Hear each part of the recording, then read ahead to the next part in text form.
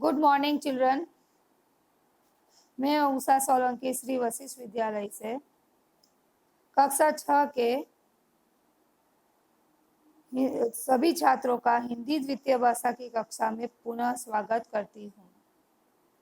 पिछले वीडियो में हमने बाल राम कथा से पाठ 1 अयोध्या में राम पढ़ा सुना और उसके प्रश्नोत्तर की चर्चा भी की और आशा करती हूँ कि आप लोग ने पीडीएफ में से क्वेश्चन आंसर भी लिख लिए होंगे। अब हम पाठ दूसरा जो है वह पढ़ने जा रहे हैं, जंगल और जनकपुर। पिछले पाठ में हमने देखा विश्वामित्र के साथ लक्ष्मण और राम दोनों वन की ओर चल पड़े थे। राम और लक्ष्मण को साथ लिए विश्वामित्र सरयू नदी की ओर बढ़ चले, यानी सरयू नदी की तट पर वे आ गए। आश्रम पहुंचने के लिए उन्हें दोनों राजकुमारों के साथ नदी पार करनी थी, यानी सरयू नदी पार करनी थी और नदी के किनारे किनारे वे चल रहे थे। राजमहल काफी पीछे छूट गया था, सारी बस्तियां भी निकल गई थी और अयोध्या नगरी दृष्टि से ओझल हो गई। ओझल होना यानी गायब होना। तो चलते चलते सारी जो बस्तियां थी, अयोध्या नगरी थी, वो पीछे छूट गई थी और वे आगे निकल चुके थे और उनकी नजरों में से ये अयोध्या नगरी के जो दृश्य थे वो ओझल हो गए थे, गायब हो गए थे। दोनों राजकुमार बिना पीछे मुड़े महर्षि के साथ चल रहे थे।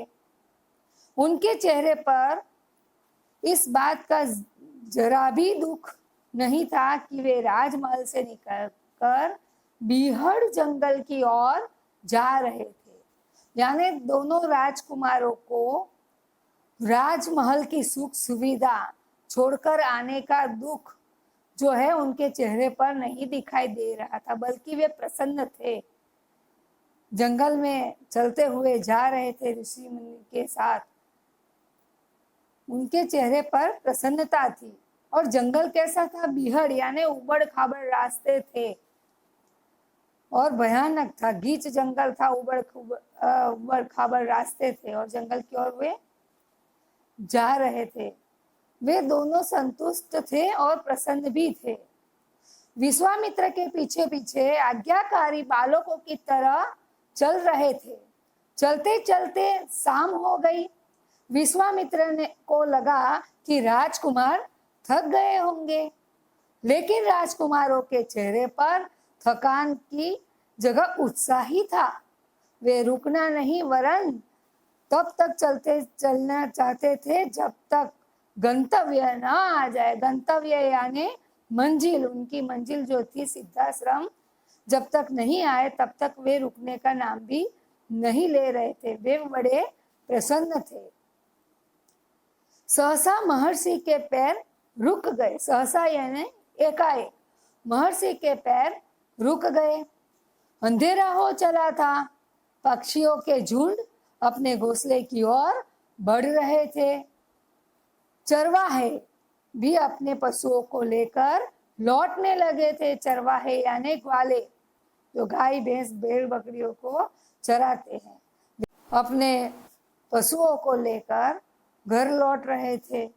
विश्वामित्र को लगा कि अंधेरे में अब आगे बढ़ना उचित नहीं है। आगे बढ़ना अंधेरे में योग्य नहीं है, क्योंकि जंगल का रास्ता है और अंधेरा छा गया है। उन्होंने राजकुमारों से कहा, अब हम यह नदी के किनारे विश्राम करेंगे। आगे की यात्रा सुबह से शुरू करनी होगी। महर्षि ने आगे कहा, मैं तुम दोनों को कुछ ऐसी विद्याएं सिखाना चाहता हूं ताकि तुम पर कोई आक्रमण न कर सके, न जागृत अवस्था में और न निद्रावस्था में। यानी महर्षि ने बताया कि मैं तुम दोनों राजकुमारों को ऐसी विद्या सिखाना चाहता हूं ताकि कोई भी तुम पर आक्रमण न कर सके, जागृत अवस्था में हो चाहे निद्रा अवस्था में। नदी में हाथ मुंह धोकर अब दोनों राजकुमार महर्षि के पास लौटे तो महर्षि ने उन्हें बला अति बला नामक की विद्या सिखाई। फिर तीनों घास फूस के बिस्तर पर सो गए। तो अयोध्या से निकलकर नदी के किनारे किनारे, सरयू नदी के किनारे किनारे चल रहे थे। दोनों राजकुमार पीछे थे, विश्वामित्र जी आगे थे और दोनों राजकुमारों के चेहरे पर बड़ी प्रसन्नता थी और वे चलते रहना चाहते थे। विश्वामित्र जी ने सोचा कि ये बालक थक गए होंगे, पर उन्होंने विश्वामित्र जी से कहा कि जब गंतव्य यानी आश्रम न आ जाए तब तक हम चलते रहना चाहते हैं।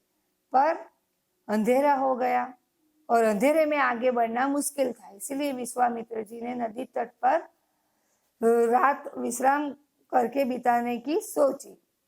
तो उन्होंने दोनों राजकुमारों को बताया कि मैं तुम दोनों को विद्याएं सिखाना चाहता हूँ जो तुम्हें आगे चलकर बहुत काम आएगी। और कोई तुम पर आक्रमण कर रहा हो, चाहे तुम सोए हुए हो या जागृत अवस्था में हो, तो आप उसे अच्छे से उसका सामना कर सकते हो। ऐसी विद्या मैं आपको सिखाना चाहता हूँ। तो दोनों राजकुमार हाथ मुंह धोकर आए नदी के पानी में और घास फूस से बना हुआ बिस्तर था, तो उस बिस्तर पर सो गए। और सोने से पहले महर्षि ने उन्हें विद्या सिखाई, उसका नाम था बला अति बला नाम की विद्या सिखाई थी। प्रातःकाल होते ही उनकी यात्रा फिर से प्रारंभ हो गई। वे चलते चलते जा रहे थे कि सहसा उस जगह पर पहुंच जहां वे दो नदियों का संगम हो रहा था। यानी वहां पहुंच गए जहां दो नदियों का संगम हो रहा था। एक नदी तो थी सरयू और दूसरी नदी गंगा थी। यानी एक नदी सरयू और गंगा नदी के संगम स्थान पर वे पहुंचे। अब राम और लक्ष्मण जो थे वो ऋषि के साथ संगम स्थान पर सरयू और गंगा के तट पर पहुंच गए। अब राम और लक्ष्मण विश्वामित्र के काफी निकट आ गए। उनकी बातें बहुत ध्यान से सुनने लगे। उनकी बातें जो थी दोनों राजकुमार बहुत ध्यान से सुनने लगे और उनके नजदीक आ गए। महर्षि ने राजकुमारों को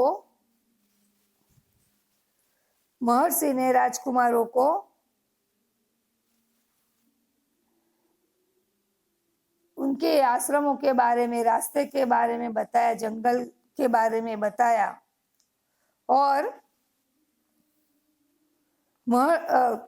विभिन्न आश्रमों के बारे में, वहां के लोगों के बारे में जानकारी दी। वृक्षों और वनस्पतियों के बारे में बहुत सी जानकारी विश्वामित्र ने दोनों राजकुमारों को दी।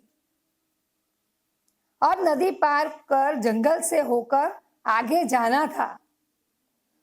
यानी बीच रास्ते में विश्वामित्र ने दोनों राजकुमारों को जंगलों के बारे में बताया, जंगल के पेड़ पौधे और वनस्पति के बारे में बताया और वहां बीच में आने वाले जो ऋषि मुनियों के आश्रम थे उसके बारे में भी उन्होंने बताया। अब जंगल पार करके आगे जाना था। यात्रा अपेक्षाकृत कठिन और रात भी हो चली थी। यानी यात्रा, आगे की यात्रा बहुत कठिन थी और अभी रात भी हो चली थी। अतः विश्वामित्र ने दोनों राजकुमारों के साथ वही संगम पर स्थित एक आश्रम में वे रुक गए। सरयू और गंगा के तट पर एक आश्रम था, वहां पर वे रात को रुकने का उन्होंने फैसला और आगे की यात्रा सुबह शुरू करेंगे, यह विश्वामित्र ने बताया। तो सुबह सुबह उन्होंने नौका से गंगा नदी पार कर ली। रात भर विश्राम करने के बाद सुबह सुबह उन्होंने नौका से गंगा नदी पार कर दी। नदी पार करने के बाद भयानक जंगल आया। जंगल में खूब अंधेरा था, यानी एकदम चुप अंधेरा। वहां पर जो सन्नाटा जैसा था और अंधेरा भी इतना था, रोशनी का नामो निशान तक नहीं था। कीड़े मकोड़ों की आवाजें तथा जंगली जानवरों की भांति भांति की आवाज, यानी अलग अलग प्रकार की आवाजें, जंगली पशु और प्राणियों की जो आवाजें थी अलग अलग प्रकार की, वो वातावरण को और भी डरावना और भयानक बना रही थी। राजकुमारों ने ऐसे बीहड़ जंगल कभी नहीं देखे थे, फिर भी उन्होंने अपने को संयत बनाए रखा, यानी अपने आप को संयम से रखा, काबू पाया अपने आप पर और आगे बढ़ते रहे। विश्वामित्र को उनकी निर्भीकता पर बहुत गर्व था, यानी निडर होकर आगे बढ़ रहे थे, उनको जरा भी कोई डर नहीं था। ऐसे बीहड़ जंगल को पहली बार देखकर भी उनके मन में डर नहीं था। तो विश्वामित्र को उनकी ये निडरता पर गर्व था। उन्होंने कहा, ये जानवर और वनस्पतियां ही तो जंगल को सुशोभित करती है, इनसे क्या भय? भय का असली कारण तो ताड़का है, जो जंगल में एक भयानक राक्षसी है। भय का कारण थी राक्षसी ताड़का। तुम्हें उस राक्षसी का वध करना है ताकि वह हमारी आगे की यात्रा को बाधित न कर सके। विश्वामित्र ने बताया कि तुम्हें आगे की यात्रा के लिए इस जंगल से गुजरना है, और जंगल तो वनस्पति और पशु पक्षियों से ही सुशोभित होता है, पर असली भय का कारण जो है इस जंगल में वो ताड़का है। ताड़का नामक डरावनी भयानक राक्षसी है, जिसका वध तुम्हें करना है। यह बात विश्वामित्र ने राम और लक्ष्मण को बताई। उस जंगल को भयावह बनाने में ताड़का का बहुत बड़ा हाथ था, यानी डरावना बना के छोड़ा था यह जंगल। ताड़का का डर आतंक फैला हुआ था इस जंगल में। जंगल में उसका राज था। जंगल में उसका राज था। जो भी उधर से गुजरता वह उसे अपना ग्रास बना लेती थी। ग्रास यानी निवाला, अपना खाना बना लेती थी। निवाला बना लेती, खाने का सामान जो है निवाला, जैसे हम कौर कहते हैं। उसके डर से कोई भी उस जंगल में जाने का साहस नहीं करता था। ताड़का राक्षसी के डर से कोई भी उस जंगल से गुजरने का साहस तक नहीं करता था। उसके कारण लोग इतने आतंकित रहते थे कि जंगल को ताड़का वन कहकर पुकारते थे। तो जंगल को ताड़का वन के नाम से भी जाना जाता था, क्योंकि वहां राक्षसी ताड़का का राज था, इसीलिए उसे ताड़का वन कहकर भी पुकार। राजकुमारों को अब सबसे पहले ताड़का राक्षसी से निपटना था, तभी वे आगे की यात्रा जारी रख सकते थे। महर्षि के निर्देश अनुसार राम ने धनुष पर प्रत्यंचा चढ़ाकर उसे खींचकर छोड़ा।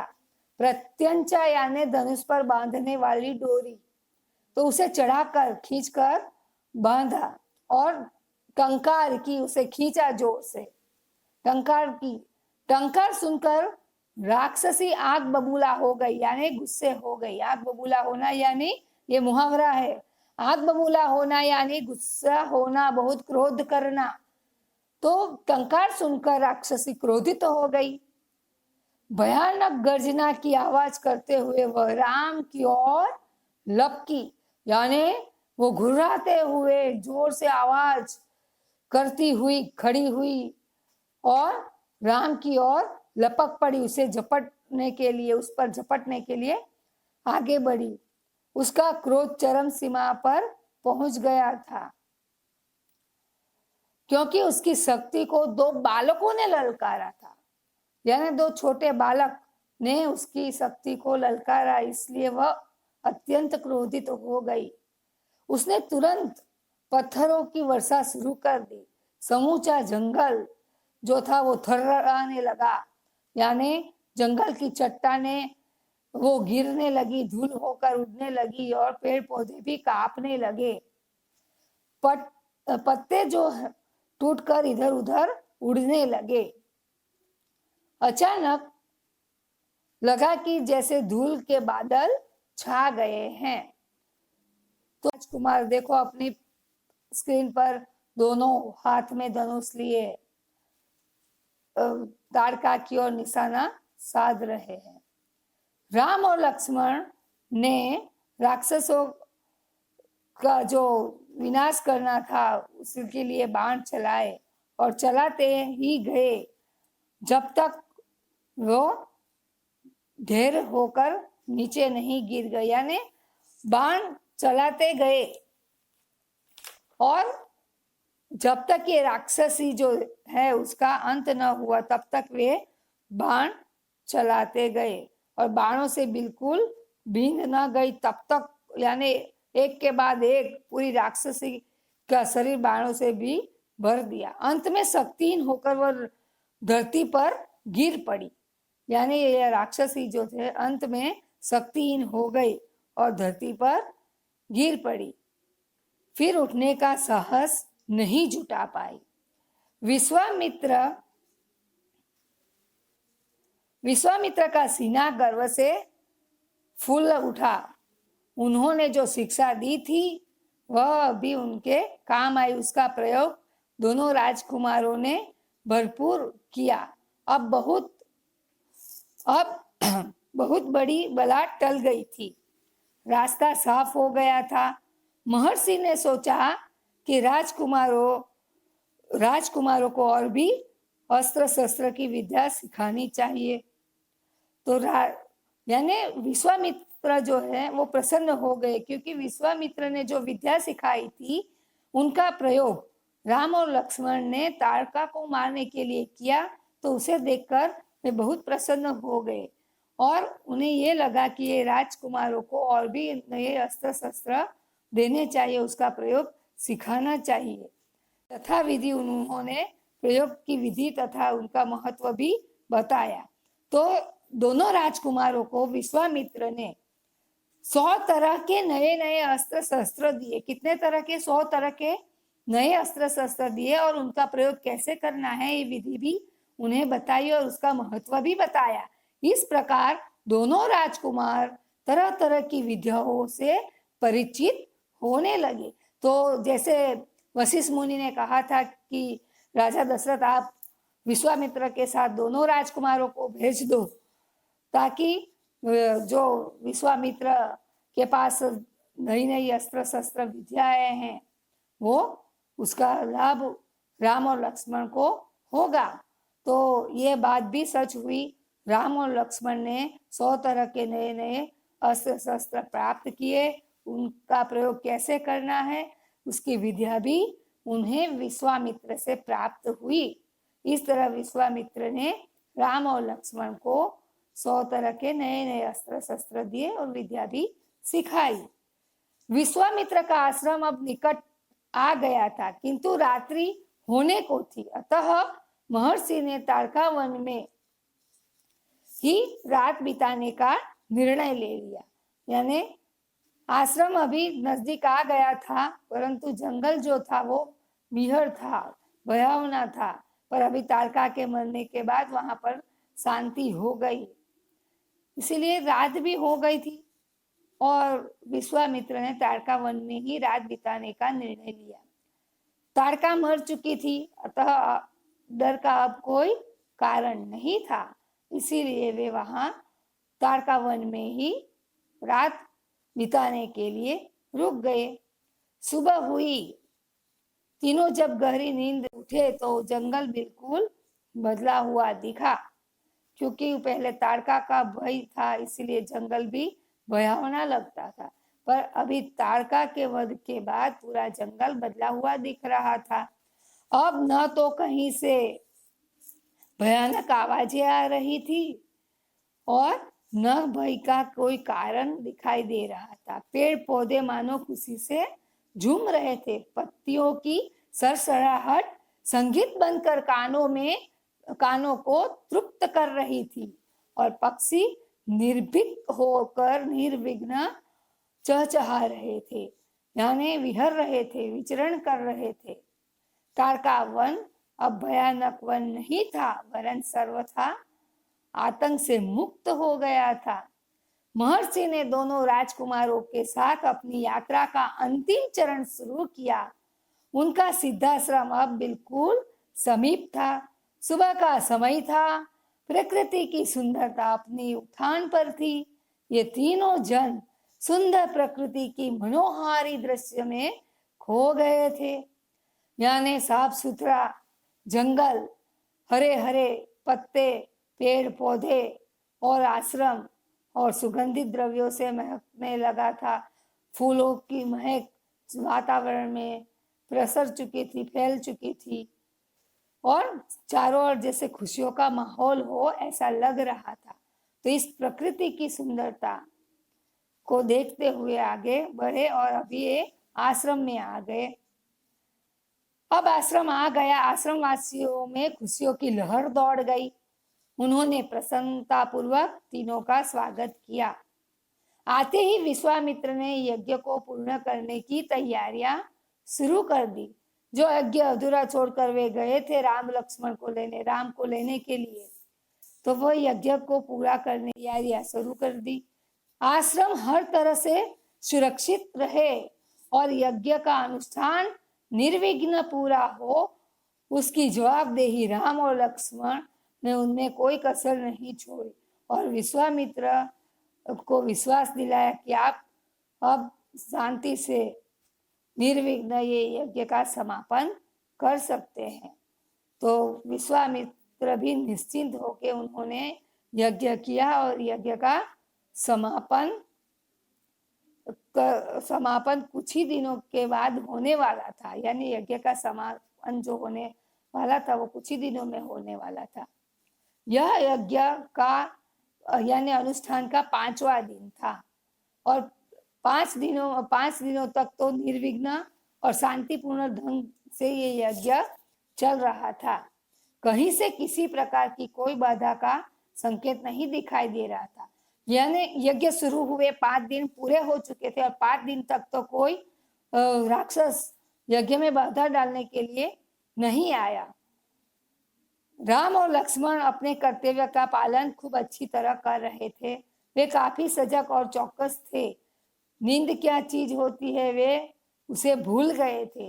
वे हर क्षण कमर में तलवार, पीठ पर त्रिशूल और हाथ में प्रत्यंचा चढ़ी हुई धनुष लिए तैयार खड़े रहते थे।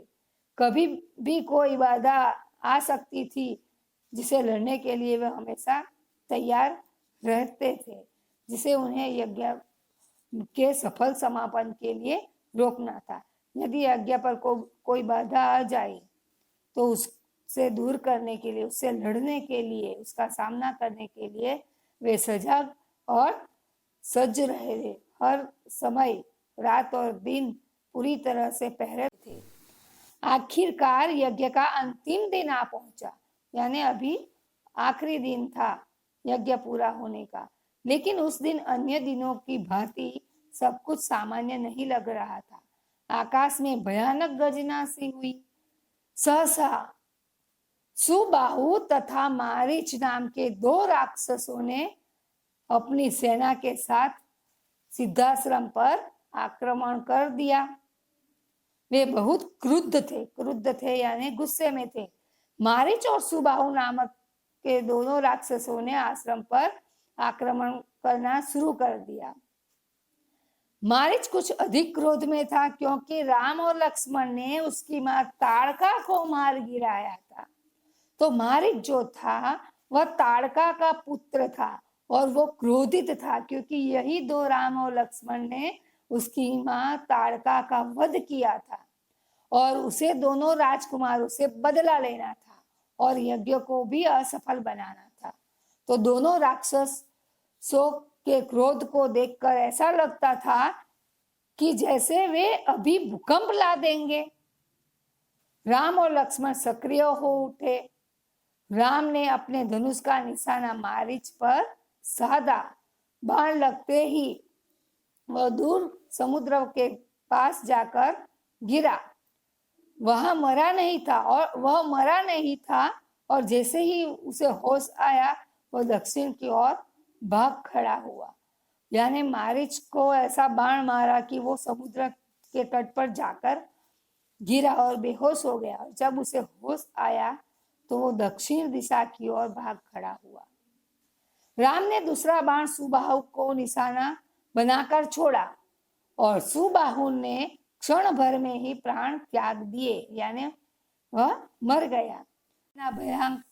भयाक्रांत यानी डर गई, मैदान छोड़कर भाग गई। लक्ष्मण ने भागती सेना को भी नहीं छोड़ा, उसने उसकी ओर भी निशाना साधा और सभी राक्षसों का सफाया कर दिया। बाण चलाना जारी रखा जिससे कुछ राक्षस सैनिकों की मृत्यु हो गई।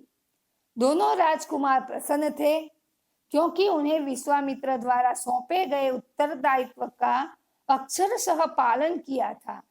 इधर राक्षस मारे गए, उधर यज्ञ का निर्विघ्न समापन हुआ।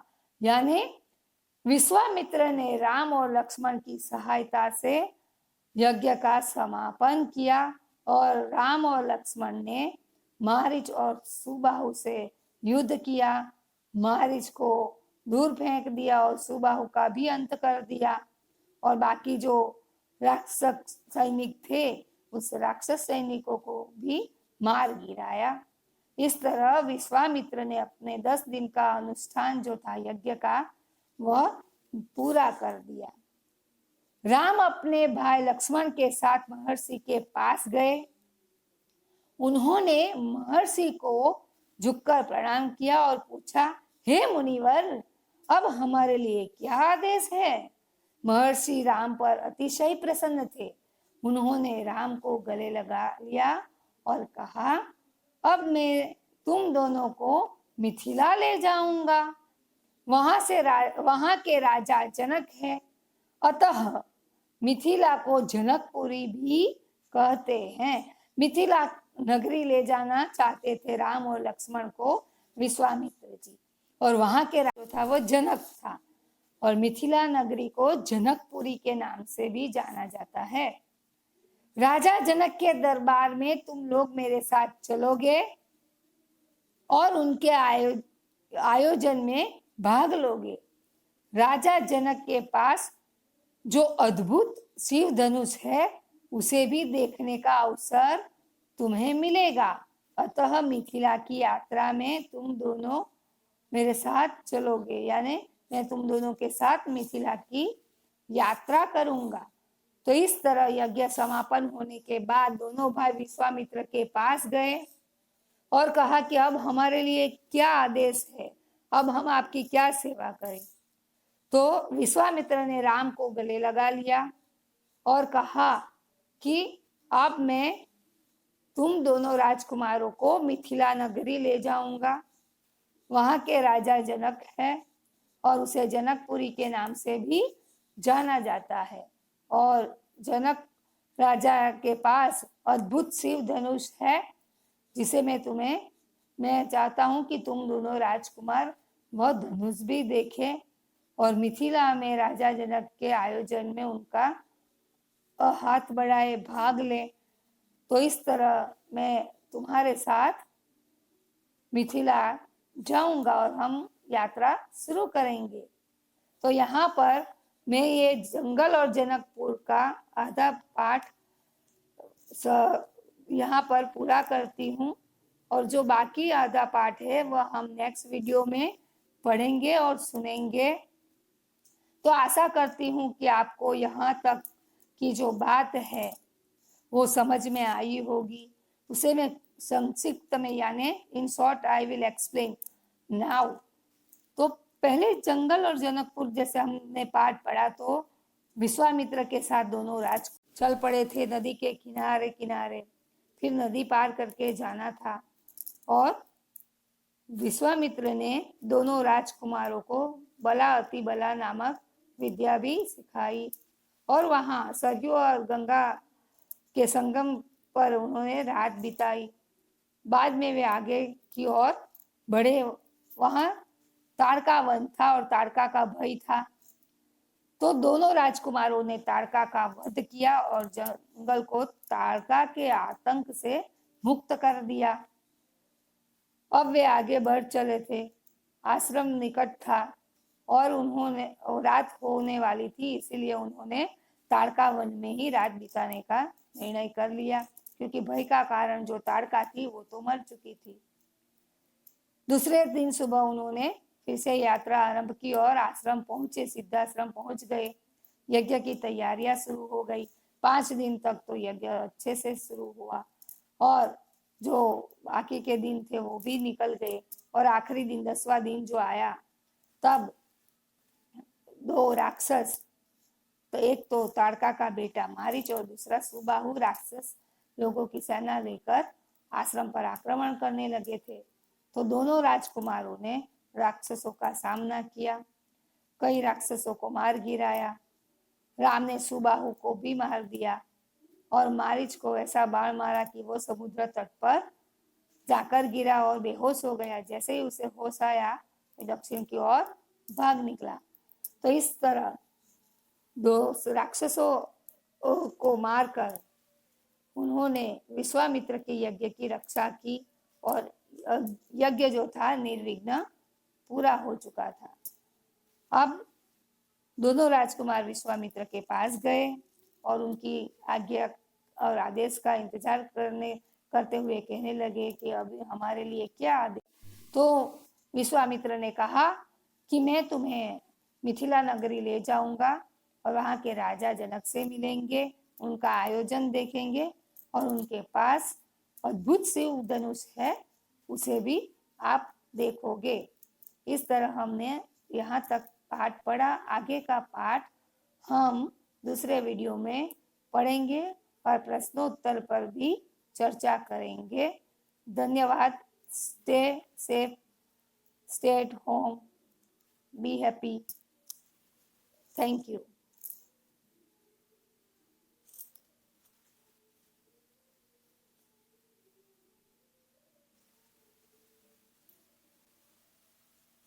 तो विश्वामित्र ने कहा कि मैं तुम्हें मिथिला नगरी ले जाऊंगा और वहां के राजा जनक से मिलेंगे, उनका आयोजन देखेंगे और उनके पास अद्भुत शिव धनुष है, उसे भी आप देखोगे। इस तरह हमने यहाँ तक पाठ पढ़ा। आगे का पाठ हम दूसरे वीडियो में पढ़ेंगे और प्रश्नोत्तर पर भी चर्चा करेंगे।